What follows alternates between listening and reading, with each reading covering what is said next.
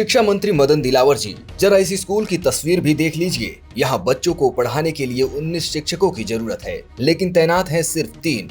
पढ़ाई ठप है, बच्चे सड़क पर हैं, स्कूल के गेट पर ताला लटका है और पूरा गांव सवाल पूछ रहा है कि आखिर बच्चों के भविष्य का जिम्मेदार कौन है।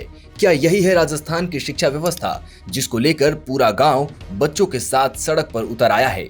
सोचिए, जिस स्कूल में 19 शिक्षकों की जरूरत हो, वहां अगर सिर्फ 3 शिक्षक हों तो बच्चों का भविष्य कैसा होगा? और जब पढ़ाई पूरी तरह ठप हो जाए तो आखिर छात्रों के पास क्या रास्ता बचेगा? राजस्थान के जैसलमेर में अब बच्चों ने किताबें छोड़ दी हैं, स्कूल के गेट पर ताला जड़ दिया है और सरकार के खिलाफ मोर्चा खोल दिया।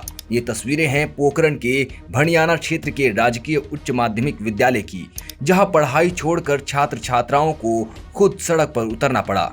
ग्रामीणों और बच्चों ने स्कूल के मुख्य गेट पर ताला लगाया और शिक्षा विभाग के खिलाफ जमकर नारेबाजी की। पढ़ाई बर्बाद करना बंद करो, बंद करो, बंद करो। हमारी मांगे पूरी करो, पूरी करो, पूरी करो।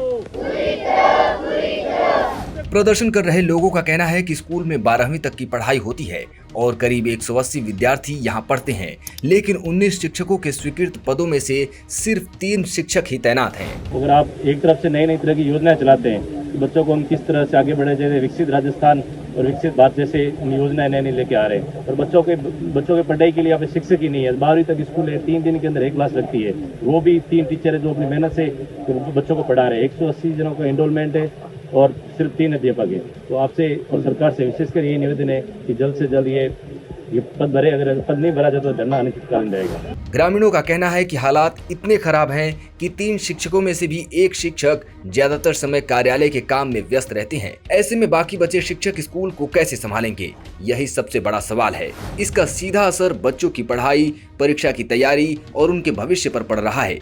ग्रामीणों का आरोप है कि इस समस्या को लेकर कई बार शिक्षा विभाग और प्रशासन को शिकायत भी दी गई, लेकिन हर बार सिर्फ आश्वासन मिला, समाधान नहीं। हाई सेकेंडरी विद्यालय दूधली में 19 अध्यापक स्वीकृत पद हैं, जबकि वहां पर सिर्फ मात्र 3 अध्यापक कार्यरत हैं और 180 प्लस बच्चे हैं। तो एक टीचर थे, उनका भी अभी स्थानांतरण कर दिया है। तो हमारी सबकी मांगे ग्रामीणों की और बच्चों का भविष्य बर्बाद हो रहा है, इस कारण से हमारे सारे पद भरे जाए। धरने पर बैठे छात्रों का कहना है कि शिक्षक नहीं होने की वजह से कई विषयों की पढ़ाई नियमित समय से नहीं हो पा रही, जिससे पढ़ाई का नुकसान हो रहा है और बोर्ड परीक्षाओं की तैयारी भी प्रभावित हो रही है।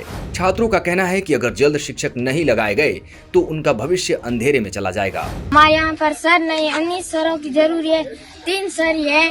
सरकार से ये निवेदन है, हमारी पढ़ाई बर्बाद हो रही है। प्रदर्शन कर रहे ग्रामीणों ने साफ चेतावनी दी है कि जब तक स्कूल में पर्याप्त और स्थायी शिक्षकों की नियुक्ति नहीं होती, तब तक उनका आंदोलन जारी रहेगा।